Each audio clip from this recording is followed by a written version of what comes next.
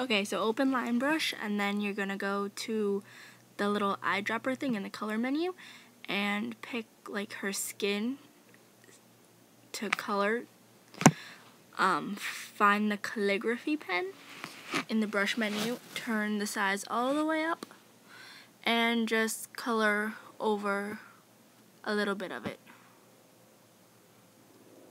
Then you're gonna zoom in and take a screenshot. It's easier to screenshot than save because of the way line brush is. So then undo that and go back into the color menu, eyedropper, and pick the black from the dress. And just keep repeating this for all the necessary parts of your person that you're making the cartoon of. So like their skin, their clothes, their hair. I don't like to do the denim jacket because it's denim and it's hard to do, and it has those little spiky things, so just leave it as it is, and it'll be cartoonish around the jacket, so it'll make it look cartoony. So now go into superimpose and select your background as any of the colors that you just made on line brush. I'm going to start with the pink for her ombre.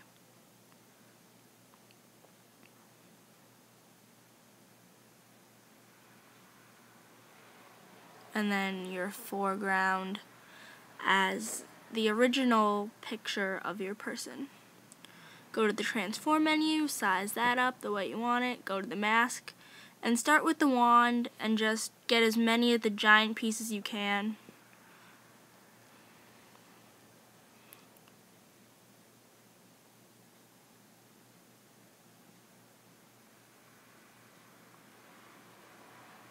And make sure to get all the pink that's there, or well, in this case pink, but whatever color you're using. And then I'm going to go back to the setting wheel and use the eraser to just get rid of the excess, or you could use the brush to add in any extra detail that you need that you couldn't get with the wand.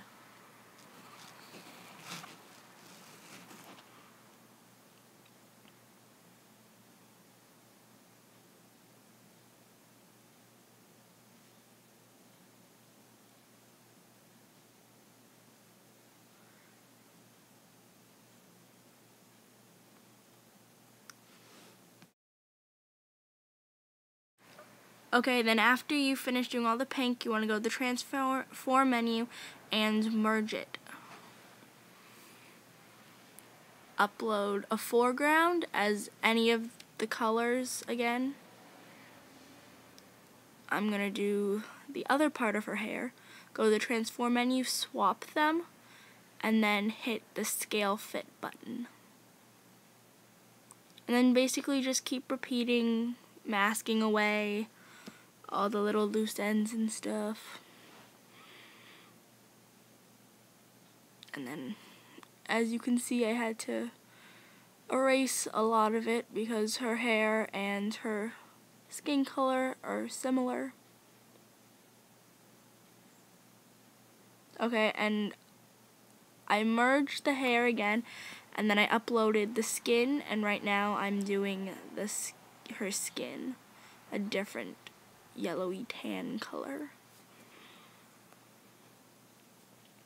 Sometimes when you originally go on line brush, you might want to adjust the color of their hair or skin depending on how close they were.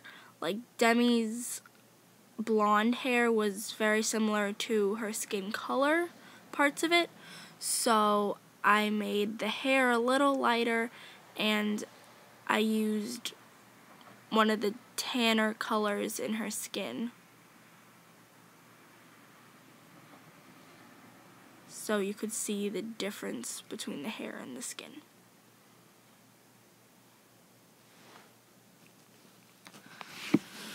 So you're just gonna go and finish masking away the skin and stuff. And right now it looks kind of globby and stuff because her hands and face are near each other, but it's gonna get better later because you can upload it into Line Brush, the original photo, like the non-cartoon photo. And what I like to do is I like to use the pen, the normal pen setting, and just go in and add like the hair strokes, like to show the little pieces of hair, outline her fingers and stuff, outline her jawline, outline the wrinkles in the dress, or do the highlights on the microphone. As you can see here, they're kind of white little light things on the microphone.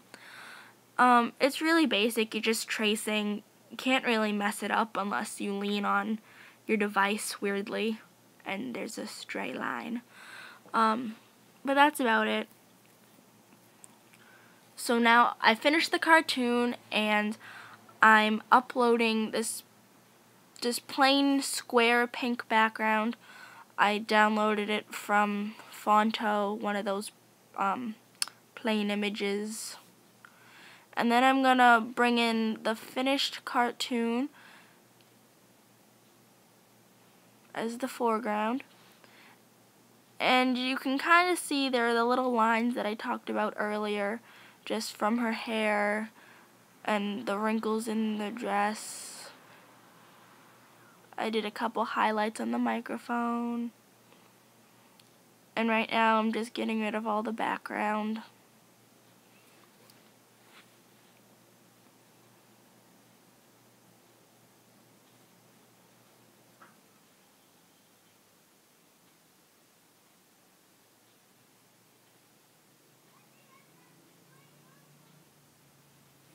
Okay, so now you can just position it in the corner. I'm doing it in the bottom right because that's how the original was. I suppose you could flip it or something, but I'm not going to.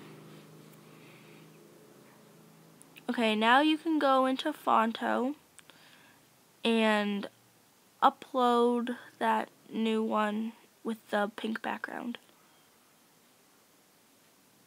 And you can choose like whatever color works best for yours, but I liked like a lighter pink because of the quote I'm going to use and her pink hair. It brings it out a little bit more. So contrasting colors work well, like highlight colors to bring out something in your person or their clothing. Those work best for your background.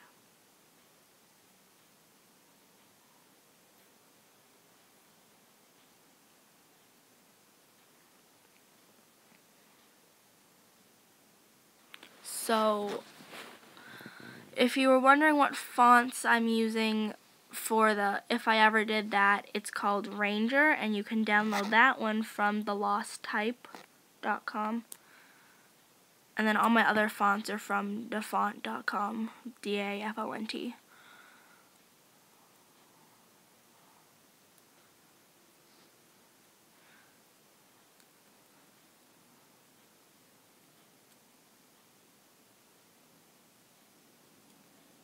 And this one is Big Noodle Tiling. That's a nice basic sans or sans serif font. I use that one a lot in my edits, if you pay attention to fonts. This is Southern Air, another good one of the more fancier script types.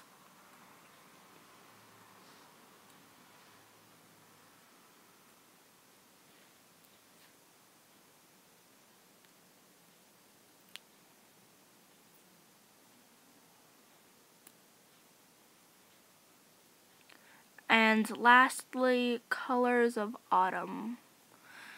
This is one of my favorite fonts. I use it for like my accent highlight words because it makes your words stand out if you use the right colors and the right shadowing and stuff.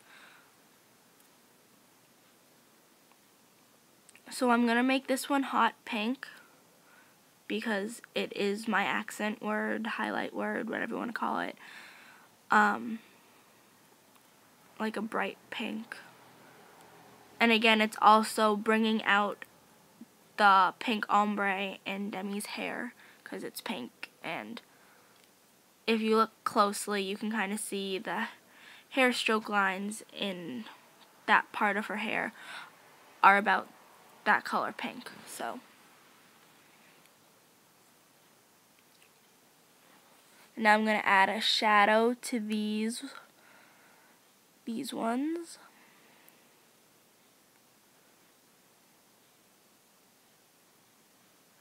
And with the shadow, you can just play around. There's really no right and wrong and stuff.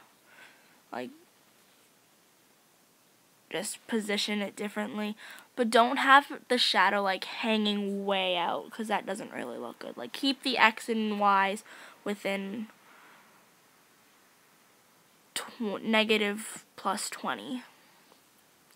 So then, save it, add your watermark, play around with it, and you're done.